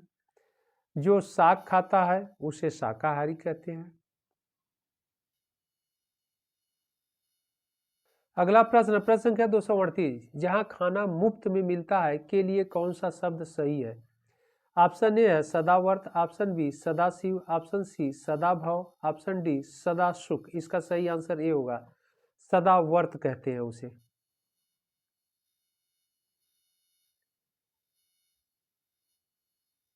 अगला प्रश्न, प्रश्न संख्या 239। जिस समय बड़ी मुश्किल से भिक्षा मिलती है वाक्यांश के लिए एक शब्द। ऑप्शन ए है अकाल, ऑप्शन बी दुर्दिन, ऑप्शन सी दुर्भिक्ष, ऑप्शन डी है दुर्सर। इसका सही आंसर सी होगा, दुर्भिक्ष। उसे दुर्भिक्ष कहते हैं। इसकी व्याख्या भी हम लोग देख लेते हैं। जिस समय बड़ी मुश्किल से भिक्षा मिलती है के लिए एक शब्द दुर्भिक्ष। जो बिना काल का हो के लिए एक शब्द अकाल। बुरे दिन के लिए एक शब्द दुर्दिन। जिसे बस में करना कठिन हो दूरधर्ष कहते हैं उसे। जिसे बस में करना कठिन हो उसे दूरधर्ष कहते हैं। अगला प्रश्न संख्या 240। जो कुछ नहीं जानता है के लिए दिए गए शब्दों में कौन सा शब्द सही है? ऑप्शन ए है जो कुछ नहीं जानता है, ओके, ऑप्शन ए है अज्ञ, ऑप्शन बी है विज्ञ, ऑप्शन सी है अल्पज्ञ, ऑप्शन डी है सर्वज्ञ। इसका सही आंसर ए होगा, अज्ञ। और प्रज्ञ जो सब कुछ जानता हो। यहाँ पर व्याख्या भी हम लोग देख लेते हैं। जो कुछ न जानता हो के लिए अज्ञ यानी अज्ञानी, जो जानता हो के लिए विज्ञ, तथा जो थोड़ा जानता है के लिए अल्पज्ञ। इसी प्रकार जो सब कुछ जानता है सर्वज्ञ उसे कहते हैं। अगला प्रश्न है, प्रश्न संख्या 241। अंतरिक्ष शब्द किस वाक्य के लिए प्रयुक्त होगा? अंतरिक्ष शब्द जो आकाश में विचरण करता हो। ऑप्शन बी ग्रहों का समूह, ऑप्शन सी धरती और आकाश के बीच का स्थान, ऑप्शन डी है देवों का निवास स्थल। इसका सही आंसर सी होगा, धरती और आकाश के बीच का स्थान। इसकी व्याख्या भी हम लोग देख लेते हैं। अंतरिक्ष शब्द का प्रयोग धरती और आकाश के बीच का स्थान के लिए होता है। देवों का निवास स्थल देवलोक कहलाता है, तथा ग्रहों के समूह के लिए सौरमंडल शब्द का प्रयोग किया जाता है। आकाश में विचरण करने वाले को नभचर कहते हैं।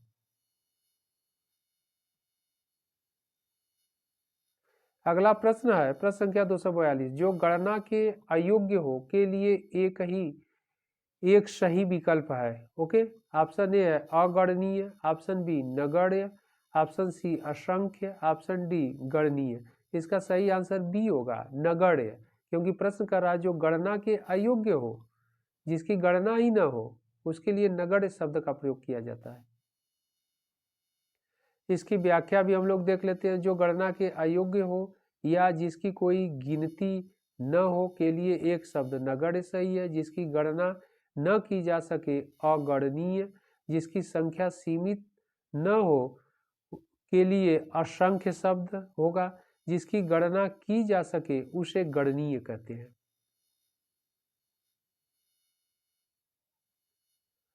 अगला प्रश्न है प्रश्न संख्या 243, मर्मज्ञ शब्द के लिए एक वाक्य है। मर्मज्ञ शब्द के लिए कौन सा वाक्य है? जो कुछ नहीं जानता हो। बी कह रहा है सब कुछ जानने वाला। ऑप्शन सी है किसी बात का मर्म यानी गूढ़ रहस्य जानने वाला। यही आंसर सही होगा, सी। मर्मज्ञ का मतलब गूढ़ रहस्य जानने वाला यानी मर्म जानने वाला किसी बात का। ऑप्शन डी कह रहा थोड़ा जानने वाला, यह भी नहीं होगा।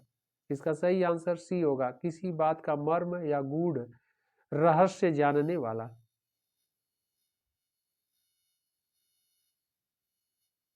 अगला प्रश्न है प्रश्न संख्या 244, जिसका आदि व अंत न हो के लिए दिए गए शब्दों में कौन सा शब्द सही है? ऑप्शन ए है अनंत, ऑप्शन बी है अनादि अनंत, ऑप्शन सी है मृत्युंजय, ऑप्शन डी है आद्योपांत। इसका सही आंसर बी होगा, जिसका आदि व अंत न हो।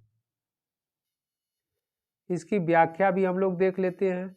जिसका आदि व अंत न हो वह अनादि अनंत कहलाता है। आदि से अंत तक को अधोपांत कहते हैं। जिसने मृत्यु पर विजय प्राप्त कर लिया हो मृत्युंजय कहलाता है। जिसका अंत न हो अनंत कहते हैं।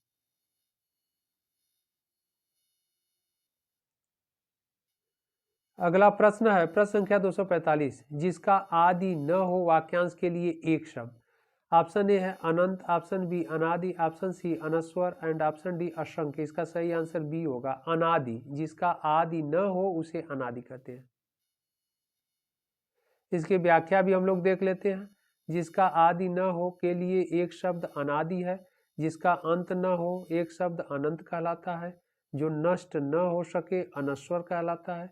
जिसकी संख्या सीमित न हो के लिए एक शब्द असंख्य कहलाता है। अगला प्रश्न है प्रश्न संख्या 246, औदर्य दाता शब्द के लिए एक वाक्य है। ऑप्शन ए जो दान करता रहता है, ऑप्शन बी जो सब कुछ उदारता से देना चाहता हो, ऑप्शन सी जो उदार न हो, ऑप्शन डी जो उदारता न दिखाता हो। इसका सही आंसर बी होगा, जो सब कुछ उदारता से देना चाहता हो। ओके, उसे औदर्य दाता कहते हैं।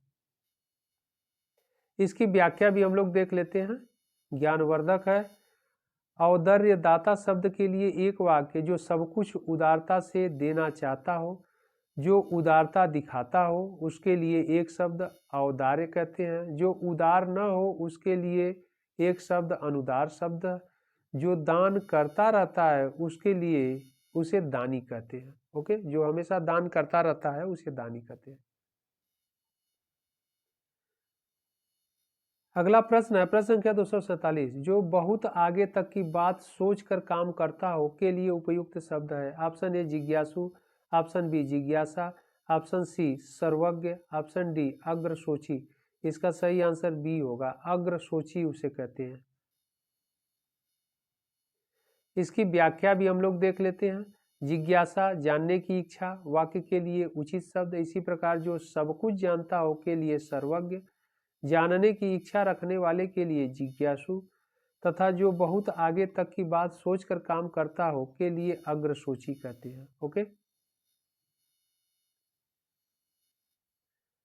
अगला प्रश्न प्रश्न संख्या 248, जो मृत्यु के मुख में आने को है उसके लिए एक शब्द होगा। ऑप्शन ए मृत्युंजय, ऑप्शन बी मरणासन, ऑप्शन सी मृत एंड ऑप्शन डी मरणोन्मुख। इसका सही आंसर डी होगा, उसे मरणोन्मुख कहते हैं। अगला प्रश्न है, प्रश्न संख्या 249। स्मरणीय शब्द के लिए एक वाक्य है। ऑप्शन ए है बहुत दिनों तक स्मरण रखने योग्य। ऑप्शन बी जो भूलने योग्य हो। ऑप्शन सी जो विश्वास करने योग्य हो। ऑप्शन डी जो विश्वास करने योग्य हो। ओके, ऑप्शन सी करा जो विश्वास करने योग्य न हो। ऑप्शन डी करा जो विश्वास करने योग्य है। इसका सही आंसर ए होगा, बहुत दिनों तक स्मरण रखने योग्य जो हो उसे स्मरणीय कहते हैं। इसकी व्याख्या भी हम लोग देख लेते हैं। ज्ञानवर्धक व्याख्या है स्मरणीय शब्द के लिए। एक वाक्य बहुत दिनों तक स्मरण रखने योग्य, जो भूलने योग्य हो विस्मरणीय कहते हैं। जो विश्वास करने योग्य न हो उसे अविश्वसनीय कहते हैं। जो विश्वास करने योग्य हो अथवा जिस पर विश्वास किया जा सके उसे विश्वसनीय कहते हैं। अगला प्रश्न है, जो स्मरण करने योग्य है वाक्यांश के लिए एक शब्द। आप ऑप्शन ए है संस्मरण। ऑप्शन बी स्मरणीय। ऑप्शन सी विस्मरणीय। ऑप्शन डी स्मरारी। ओके, स्मरारी। इसका सही आंसर बी होगा, स्मरणीय होता है जो स्मरण करने योग्य हो। अगला प्रश्न है, प्रश्न संख्या 251। अविश्वसनीय शब्द के लिए उपयुक्त वाक्य है। ऑप्शन ए जो परायों का हित चाहता हो। ऑप्शन बी जो विश्वास करने योग्य न हो। ऑप्शन सी जिस पर विश्वास किया गया हो। ऑप्शन डी जिसका विश्वास किया जा सके। इसका सही आंसर बी होगा, जो विश्वास करने योग्य न हो उसे अविश्वसनीय कहते हैं। ओके,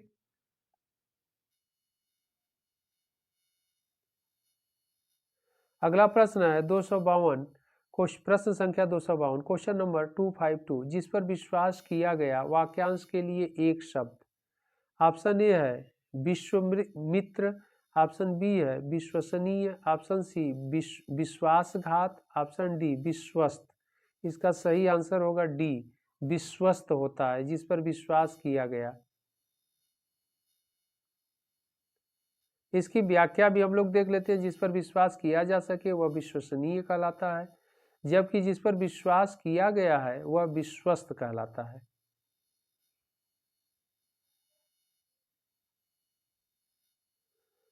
अगला प्रश्न है, प्रश्न संख्या 253।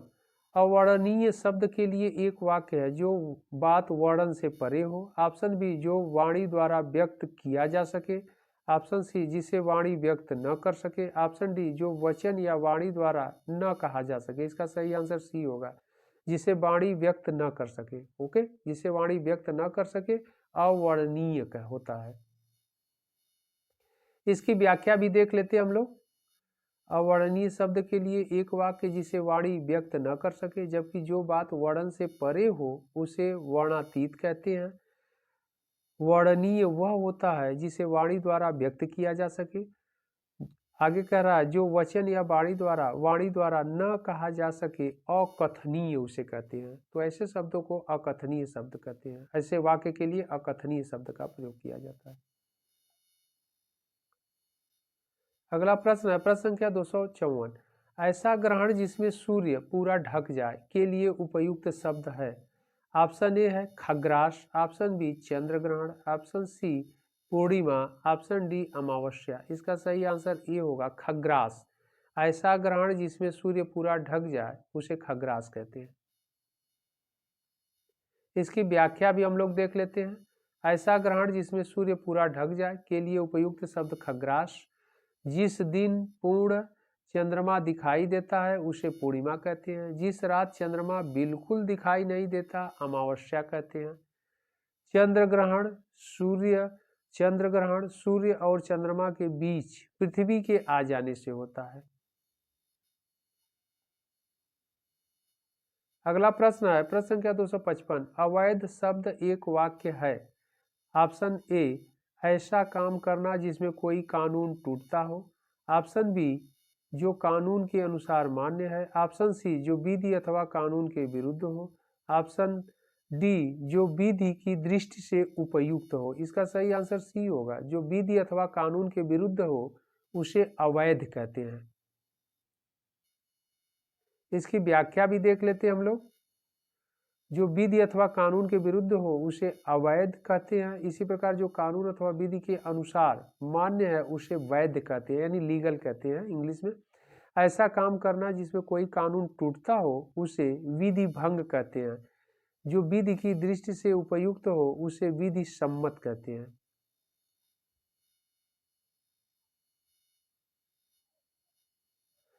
अगला प्रश्न है प्रश्न संख्या 256। ज्ञान नेत्र से देखने वाला अंधा व्यक्ति के लिए कौन सा विकल्प सही है? ऑप्शन ए ज्ञान चक्षु, option B त्रिकालदर्शी, option C Divya चक्षु, ऑप्शन डी दृष्टि दोष। इसका सही आंसर ए होगा, ज्ञान चक्षु कहते हैं। ज्ञान नेत्र से देखने वाला अंधा व्यक्ति के लिए जिस शब्द का प्रयोग किया जाता है, यानी इस वाक्यांश के लिए जिस शब्द का प्रयोग किया जाता है ज्ञान चक्षु।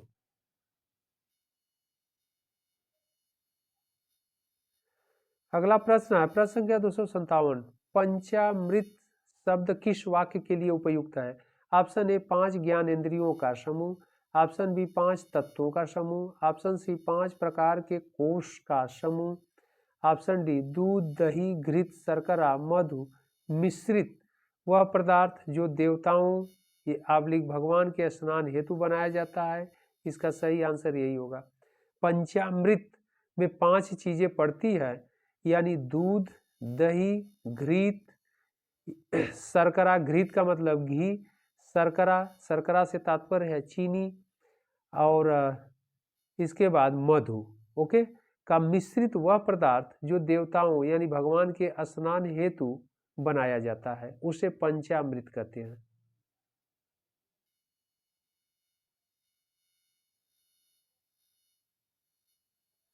अगला प्रश्न है प्रश्न संख्या 258। दोपहर के बाद का समय के लिए एक शब्द।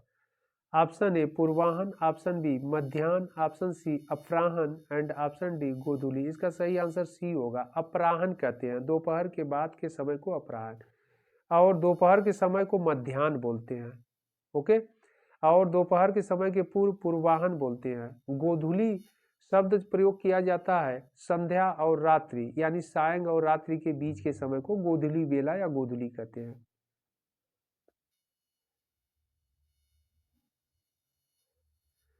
प्रश्न संख्या 259। जो लिखना पढ़ना जानता हो उसके लिए एक शब्द का प्रयोग किया जाता है, यानी प्रश्न कर रहा है जो लिखना पढ़ना जानता हो उसके लिए एक शब्द। ऑप्शन ए है साक्षर, ऑप्शन बी सर्वज्ञ, ऑप्शन सी विद्वान, ऑप्शन डी निरक्षर। इसका सही आंसर ए होगा, साक्षर कहते हैं जो लिखना पढ़ना जानता हो।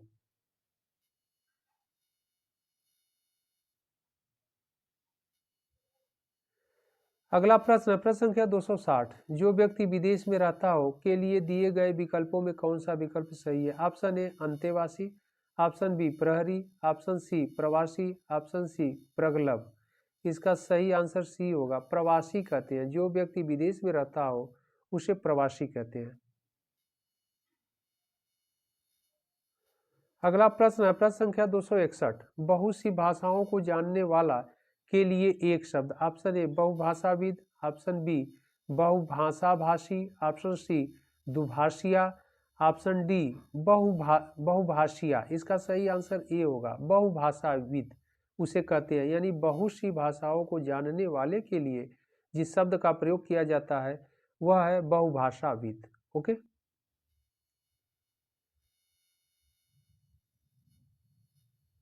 अगला प्रश्न है जो एक से अधिक भाषा जानता हो के लिए उपयुक्त शब्द है। ऑप्शन ए दुभाषिया, ऑप्शन बी बहुभाषाविद, ऑप्शन सी साक्षर एंड ऑप्शन डी ज्ञानी। इसका सही आंसर बी होगा, बहुभाषाविद। प्रश्न कह रहा है जो एक से अधिक भाषाएं जानता हो तो बहुभाषाविद हो जाएगा। अगला प्रश्न है प्रश्न संख्या 263। दो भिन्न भाषा भाषियों के बीच मध्यस्थता करने वाला के लिए सही शब्द का चयन कीजिए। ऑप्शन ए द्विभाषी, ऑप्शन बी दुभाषिया, ऑप्शन सी अनुवादक, ऑप्शन डी बहुभाषी। इसका सही आंसर बी होगा, दुभाषिया कहते हैं। दो भिन्न भाषा भाषियों के बीच मध्यस्थता करने वाले को दुभाषिया कहते हैं। अगला प्रश्न है प्रश्न संख्या 264। दो भाषाएं बोलने वाला वाक्य हेतु उपयुक्त शब्द है। ऑप्शन ए द्विज, ऑप्शन बी द्विभाषी, ऑप्शन सी द्विभाषिया, ऑप्शन डी ज्ञानी। इसका सही आंसर बी होगा, द्विभाषी कहते हैं।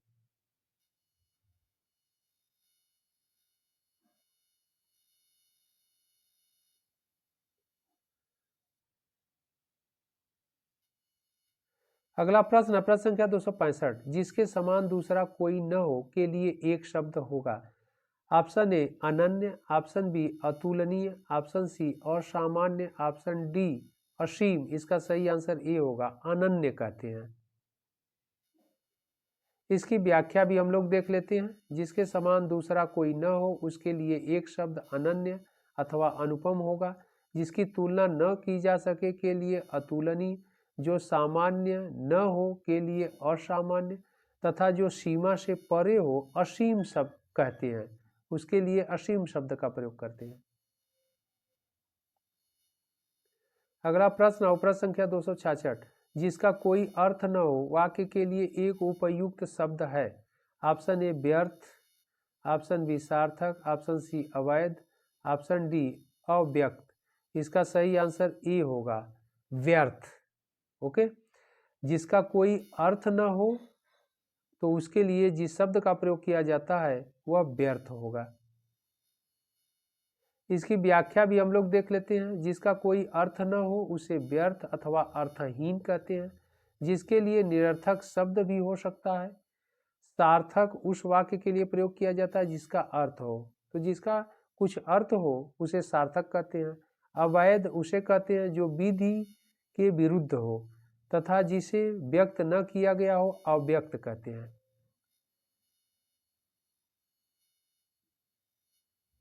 अगला प्रश्न है प्रश्न संख्या 267, जो किए गए उपकार को मानता हो के लिए एक शब्द लिखिए।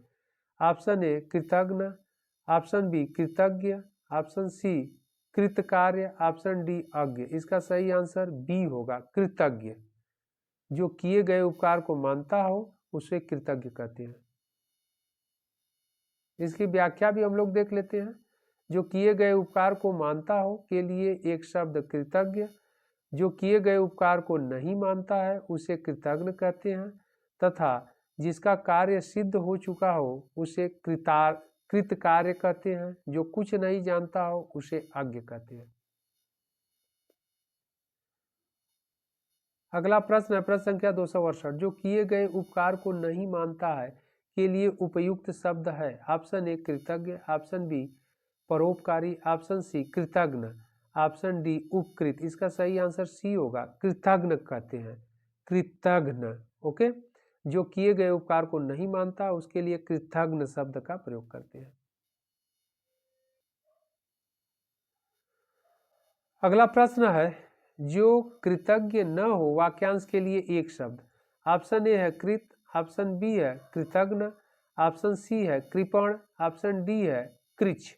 इसका सही आंसर बी होगा, जो कृतज्ञ न हो उसे कृतज्ञ कहते हैं। इसकी व्याख्या भी हम लोग देख लेते हैं। जो कृतज्ञ न हो वाक्यांश के लिए एक शब्द कृतज्ञ। आगे क्या ला, कृतज्ञ का अर्थ उपकार न मानने वाला होता है। किया हुआ के लिए एक शब्द कृत, कृपण कंजूस को कहते हैं। कृच का अर्थ कस्टम होता है। अगला प्रश्न है प्रश्न संख्या 277, अच्छे कुल में जन्म लेने वाला के लिए दिए गए शब्दों में कौन सा शब्द सही है। Option A Rajput, option B कुलीन, ऑप्शन सी द्विज एंड ऑप्शन डी पूजनीय। इसका सही आंसर होगा बी, कुलीन कहते हैं। अच्छे कुल में जन्म लेने वाले को कुलीन कहते हैं। इसकी व्याख्या भी हम लोग देख लेते हैं। अच्छे कुल में जन्म लेने वाले के लिए कुलीन अथवा अभिजात शब्द सही है, जबकि राजा का पुत्र राजपुत्र कहलाता है। जिसका जन्म दोबारा हो उसे द्विज कहते हैं। जिसकी पूजा की जा सके पूजनीय कहलाता है। प्रश्न संख्या 271, जो मृत्यु को जीत ले के लिए दिए गए विकल्पों में कौन सा विकल्प सही है। ऑप्शन ए है मरणासन, ऑप्शन बी विजयी, ऑप्शन सी मृत्युंजय, ऑप्शन डी अमर। इसका सही आंसर सी होगा, उसे मृत्युंजय कहते हैं।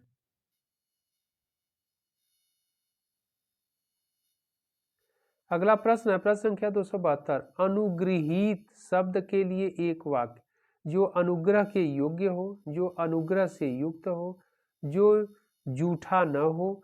ऑप्शन डी कर रहा है जो किए गए उपकार को न मानता हो। इसका सही आंसर बी होगा, जो अनुग्रह से युक्त हो उसे अनुगृहीत कहते हैं। ओके, अगला प्रश्न है प्रश्न संख्या 273। और निर्णित के लिए एक वाक्य है जिसका निर्णय हो सकता है। ऑप्शन बी जिसका निर्णय न हुआ हो। ऑप्शन सी निर्णय के रूप में होने वाला। ऑप्शन डी जिसका निर्देश न हो। इसका सही आंसर होगा बी, जिसका निर्णय न हुआ हो, अनिर्णित उसे कहते हैं। ओके, अगला प्रश्न है प्रश्न संख्या 274। जिसका निवारण न हो सके के लिए एक शब्द। ऑप्शन ए है अविकल, ऑप्शन बी है अनिर्धार्य, ऑप्शन सी है अनिर्णित, ऑप्शन डी है अनिवार्य। इसका सही आंसर होगा डी, अनिवार्य। जिसका निवारण न हो सके उसे अनिवार्य कहते हैं।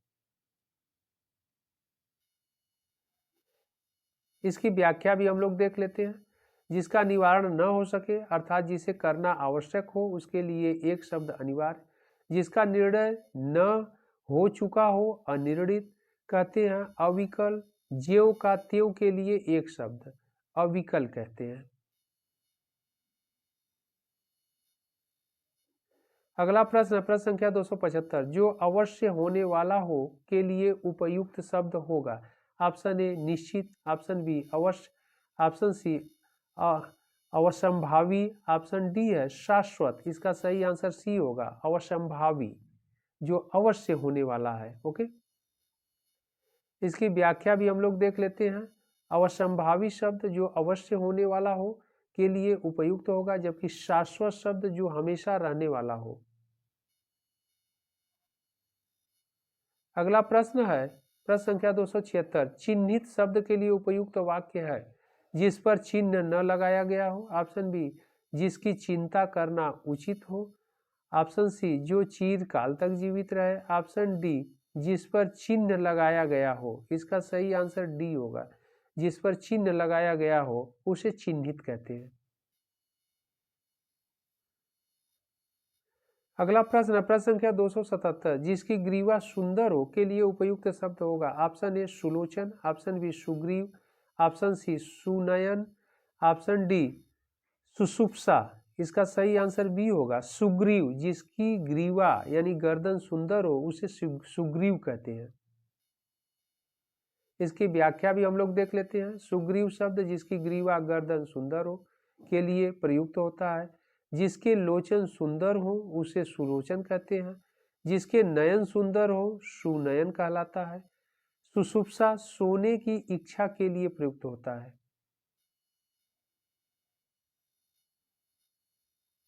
अगला प्रश्न है प्रश्न संख्या 278। जिसकी ग्रीवा सुंदर हो वाक्यांश के लिए एक शब्द। अभी हम लोग ऊपर के प्रश्नों में देखिए, इसका सही आंसर बी होगा, सुग्रीव। अगला प्रश्न है प्रश्न संख्या 279। किसी छोटे से छोटे काम में त्रुटि ढूंढना के लिए एक शब्द है। ऑप्शन ए आलोचक, ऑप्शन बी छिद्रान्वेषी, ऑप्शन सी ईर्ष्यालु, ऑप्शन डी अज्ञानी। इसका सही आंसर बी होगा, छिद्रान्वेषी उसे कहते हैं। प्रश्न संख्या 280। सब्यसाची शब्द के लिए एक वाक्य। सदा सत्य बोलने वाला। ऑप्शन बी बाएं हाथ से कार्य करने वाला। ऑप्शन सी जिसने बहुत कुछ सुना हो। ऑप्शन डी अपनी इच्छा के अनुसार आचरण करने वाला। इसका सही आंसर बी होगा, बाएं हाथ से कार्य करने वाले को सब्यसाची कहते हैं। ओके।